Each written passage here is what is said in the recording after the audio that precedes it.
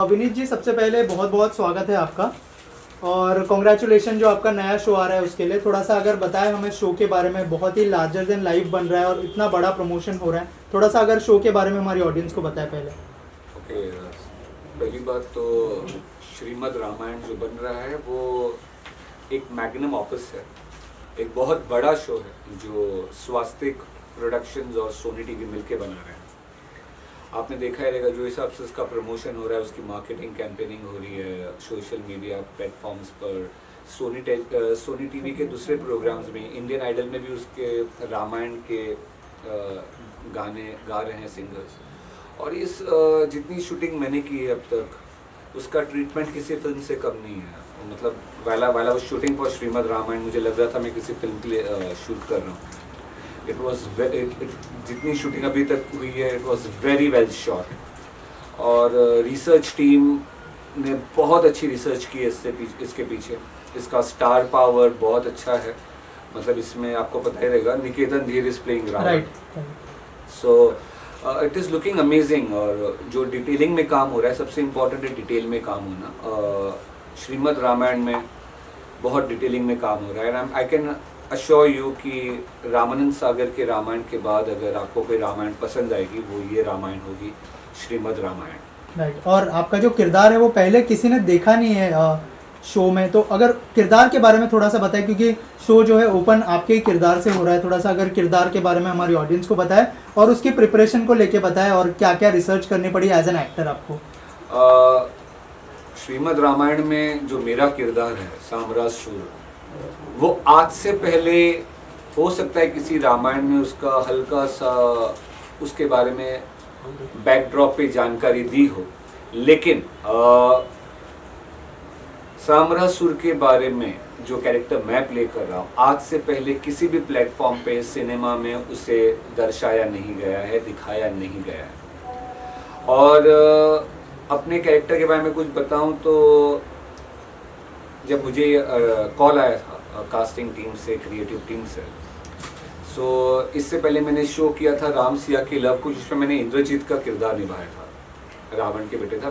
मेरे पिताजी रावण बने थे शालीन भानोट और मेरी माँ बनी थी फलकनाज। सो जब ये श्रीमद् रामायण आ रहा था तो आई थॉट कि फिर से मैं इंद्रजीत ही करूँगा, लेकिन फिर कहा गया कि नहीं,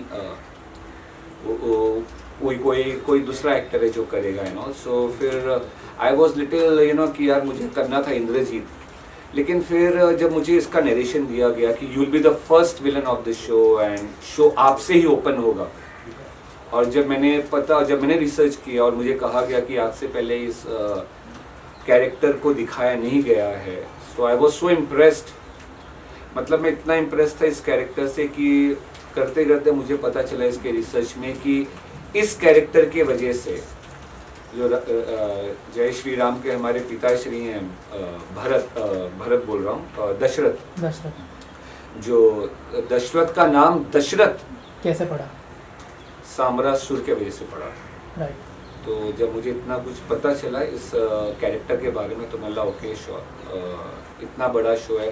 पहले एपिसोड में नए साल की शुरुआत, 1 जनवरी की शुरुआत होगी इस शो के साथ, इस एपिसोड के साथ, जिसमें मैं रहूँगा as the first villain of the show. So I was quite happy and excited to take up this part. Right.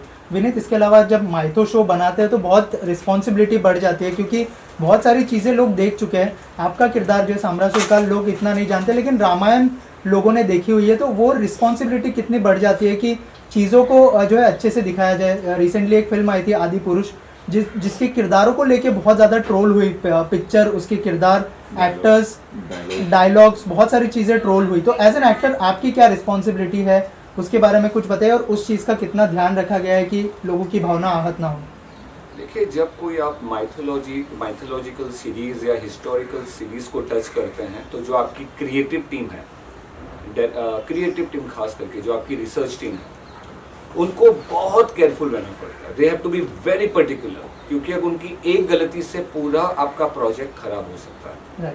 Because actor का काम क्या होता है, एक्टर के हाथ में जो स्क्रिप्ट है, एक्टर को वो स्क्रिप्ट को रटना है और उस पर परफॉर्म करना है। एक्टर अपने मन का कुछ डाल नहीं सकता है उसके, क्योंकि वो गलत हो जाता है, क्योंकि एक्टर को अलाउड भी नहीं। बोला आपको you have to go by the script. So जो आपकी रिसर्च टीम होती है उनका काम होता है कि उनको डिटेलिंग में रिसर्च करना चाहिए, कुछ भी गलत इन्फॉर्मेशन पास ऑन नहीं होनी चाहिए, जो था वो ही बताना चाहिए। तो आप ऑटोमेटिकली किसी कंट्रोवर्सी या किसी इश्यूज में पड़ते नहीं है अगर आपके पास जो भी आपने रिसर्च किया है उसका रॉक सॉलिड प्रूफ हो। तो वो फिर वो ग्रंथों के थ्रू हो, ज़्यादा करके रामायण सब ग्रंथ से ही फॉलो करते हैं, महाभारत रामायण ऐसे ही फॉलो करते हैं। तो अगर आप if you stick to the point, if you आप ज़रा भी उसका छेड़छाड़ नहीं करते हो तो आप कंट्रोवर्सी में पड़ने का सवाल ही नहीं पैदा।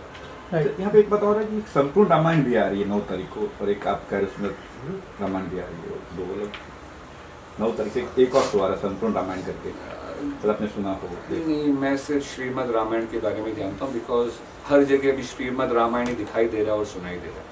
राइट विनीत, अगर आपके जर्नी के बारे में बात करें, आपने जो है टेलीविजन शोज भी किए हैं, रियलिटी शोज भी किए, तो एज एन एक्टर कितना हेल्पफुल होता है रियलिटी शो? तो हालांकि खुद के पर्सनालिटी को दिखाना होता है, लेकिन जो टेलीविजन के शोज होते हैं उसको लेकर कितनी हेल्प हुई है आपके करियर में, और लॉकअप के बाद कितनी लाइफ चेंज हुई है आपकी? देखिए, एक्टिंग आने से पहले मैं हमेशा I was a business man. मैं आज भी बिजनेस को, अगर एक हाथ में बिजनेस है तो एक हाथ में एक्टिंग रहती। सो एक्टिंग करने से पहले आपको, जैसे आपको डॉक्टर बनने से पहले मेडिसिन करना पड़ता है, एक्टर बनने से पहले भी मैं ये सजेस्ट करूँगा कि आपको एक्टिंग सीखनी चाहिए। तो मैंने अपने थिएटर्स किए नादिरा बब्बर जी के साथ, किशोर नमित कपूर के साथ मैंने एक्टिंग कोर्स किया, फिर थिएटर शोज़ किए, फिर अच्छा, अगर आप अच्छे एक्टर हो तो आपको काम से काम मिलता है। देखिए, if you are a good actor, बहुत बार होता है ना कि आपको अच्छा ब्रेक मिल जाता है, फिर आप उसको सस्टेन नहीं कर पाते हैं, कंसिस्टेंटली टिक नहीं पाते एज एन एक्टर। तो अगर आपको एज एन एक्टर टिकना है और चलते रहना है, आगे बढ़ते रहना है, तो आपका क्राफ्ट अच्छा होना चाहिए। You as an actor should be good, only then आपको फिर काम मिलता रहता है। और जहाँ तक लॉकअप की बात है तो ओके, जैसे मैंने कहा, कोई भी रियलिटी शो, लॉकअप भी बहुत बड़ा शो था, मतलब it was produced by Ekta Kapoor, hosted by Kangana Ranaut. So of course मुझे अचानक, मतलब अगर पहले मुझे इतने परसेंटेज लोग जानते थे, फिर अचानक बहुत लोग जानने लग गए लॉकअप की वजह से, because it was a hit show, no doubt about it. And soon after lockup मुझे 1-2 महीने के अंदर I got Swaraj as a main lead. तो काफ़ी हद तक मुझे लगता है लॉकअप का भी उसमें कंट्रीब्यूशन हुआ, क्योंकि उससे पहले मैं हर शोज में विलन ही प्ले करता था। So soon after that I got Swaraj. Right, Swaraj के बारे में अगर बात करें, जिस तरह का रिस्पांस ऑडियंस से मिला है, क्या एक्सपेक्ट किया था कि इस तरह का ऑडियंस से रिस्पांस मिलेगा? और जब आपको ऑफर किया गया शो के बारे में, तब क्या रिएक्शन था? जी, स्वराज, जब मुझे कॉल आया था कॉन्टिलो से, तो दे टोल्ड मी कि they are looking out for you, Tirot Singh, who is the hero of the show. So I was like, मैंने 3-4 बार कंफर्म किया, क्योंकि मैंने कॉन्टिलो के साथ पहले भी काम किया है, तो उसमें सब में मैं विलन ही बना। बोला नहीं, we want you as the hero. So Swaraj, जैसे मैंने कहा, स्वराज एक बहुत बड़ा शो है, जो पैन इंडिया 20 लैंग्वेजेस में डब किया गया था, जिसको प्रधानमंत्री मोदी जी ने पर्सनली प्रमोट किया, और अभी वो शो OTT पे भी रिलीज होने वाला है। So Swaraj was a good subject. वो सब फ्रीडम फाइटर्स के बारे में था, अनसंग हीरोज के बारे में था। Before playing you, Tirot Singh, जो आसामी फ्रीडम फाइटर थे इंडिया के लिए, मैं नहीं जानता था कौन थे वो, लेकिन ये शो करने के बाद मुझे पता चला कि यू, टिरोट सिंह कौन थे। So, Swaraj is a good platform और हर किसी को देखना चाहिए। विनीत, अभी जो है बिग बॉस चल रहा है, बिग बॉस के बारे में मैं इसके लिए पूछ रहा हूँ क्योंकि सर एक में वो थोड़ा पूछ लीजिए। हाँ, वो स्टार्ट। ओके विनीत जी, बिग बॉस चल रहा है, बिग बॉस के बारे में इसके लिए पूछना बनता है क्योंकि आपका जो एक को कंटेस्टेंट था वो अब बिग बॉस में गया है। मुनावर फारूकी की बात करें, दोस्त तो नहीं कहूँगा, लेकिन आपका को कंटेस्टेंट था, तो क्या कहना चाहेंगे? उनकी गेम कैसी लग रही है आपको? बहुत सारी चीज़ें उनके बारे में बाहर भी आई है, उनकी 2 डेटिंग के बारे में चीज़ें और भी सारी चीज़ें आई है। क्या कहना चाहेंगे? कितना फॉलो कर पा रहे हैं और क्या कहना चाहेंगे उनके बारे में? ऑनेस्टली मैं ये सीज़न में फॉलो नहीं कर पाया और मैं कर नहीं रहा हूँ, तो हाँ, लेकिन जितना कुछ मैंने इंस्टा एक्सप्लोरर पे देखा है, इंस्टाग्राम पे देखा है, तो मेरे को थोड़ी हंसी भी आई है कि मैं लॉकअप कर रहा था, फारूकी था उसमें, अंजलि थी, तो डेट टाइम जो बॉन्डिंग लग रही थी दोनों की, जैसा बताया जा रहा था, तो सडनली एक दिन कंगना ने रिवील किया कि फारूकी तुम तो शादीशुदा हो, तुम्हारा बच्चा है एंड ऑल। सो वो सबके लिए शॉक था, मतलब मेरे लिए भी शॉक था। सो फिर उसके बाद मतलब अब मुझे सुनने में आ रहा है कि अब फिर से फारूकी शुरू से ही बोल रहा था उसकी कोई गर्लफ्रेंड है शो में, और फिर अचानक कोई नई लड़की आती है एंड काफ़ी उल्टा सीधा बोला उस लड़की ने। तो फिर आई गेस फारूकी ने 2-3 दिन के बाद उसको थोड़ा समझा बुझा के सेट किया हुआ है। सो मतलब और काफ़ी कुछ रिपीटेटिव सुनाई दे रहा है कि सलमान ने भी बोला ये बात कि ये अपनी इमोशनल कहानियाँ मत सुनाओ, बिकॉज अभी सभी अपनी इमोशनल कहानियाँ सुनाने बैठेंगे तो बिग बॉस का एक सीज़न 10-10 साल चलेगा। सो वो चीज़ मुझे थोड़ी फ़नी लगी, स्ट्रेंज लगी। बाकी अच्छा रिलीजियसली मैं बिग बॉस फॉलो नहीं कर रहा हूँ। राइट। ऑल्सो अभी तो आप शो कर रहे हो, बहुत बड़ा शो कर रहे हो, लेकिन क्या अगर मौका मिलता है तो क्या बिग बॉस में जाना चाहेंगे या फिर शो को प्रमोट करने के लिए जाना पसंद करेंगे आप बिग बॉस में? देखिए मैंने लॉकअप भी जब मैं गया था तो एज अ वाइल्ड कार्ड गया था। तो मैंने आफ्टर जब मेरा वाइल्ड कार्ड से मैं निकला था मतलब बाहर, मैं 5वें वीक में गया था और मैं 2 वीक था अंदर, 2 वीक्स। तो जब मैंने डिसाइड किया था कि कोई भी रियलिटी शो करना है तो या तो शुरू से जाओ या तो ज्वाइन मत, क्योंकि अगर 10 हफ्ते का शो आप 5वें हफ्ते छठे हफ्ते में जाते हो तो जब तक शो पूरा ख़त्म हो चुका रहता है सबके अपने अलायंसेस बन गए रहते हैं।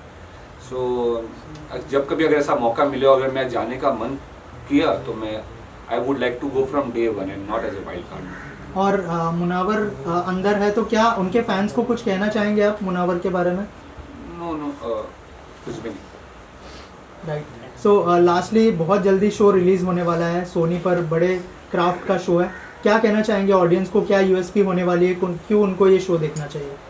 श्रीमद् रामायण इसलिए देखना चाहिए क्योंकि बड़े अरसे के बाद एक डिटेल में रामायण आपके सामने आ रही है और आपको ज़रूर देखना चाहिए रामायण, क्योंकि ये श्रीमद् रामायण है और इतनी मेहनत कर रहे हैं सब लोग, क्रिएटिव टीम, प्रोड्यूसर्स, चैनल, इसकी मार्केटिंग नेक्स्ट लेवल की मार्केटिंग हो रही है। और कोई भी चीज़ को अगर हिट बनाना है तो if your marketing is here, आपका प्रोडक्ट भी इधर होना चाहिए। This is 100% mix and I can assure you this Shrimad Ramayan is going to be a successful Shrimad Ramayan. जो लोग रामानंद सागर के रामायण के बाद अगर किसको याद करेंगे तो श्रीमद् रामायण को याद करेंगे। Thank you so much and all the best.